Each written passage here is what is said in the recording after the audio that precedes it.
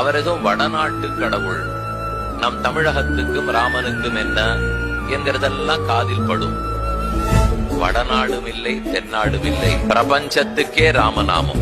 நம்மாழ்வார் சொல்றார், யாரொருத்தன் அனைவருக்கும் முக்தி தந்தானோ அறிவுக்கு விஷயமென்னால் அவன், கல்விக்கு விஷயமென்னால் அவன், கற்க வேண்டுமென்னால் அவனைத்தான். ஆக கற்பார் இராமபிரானை அல்லால் மற்றும் கற்பரோ ஏன் புற்பா முதலா புல்லெரும்பாதி ஒன்னின்னியே நற்பாலு குய்த்தனன்.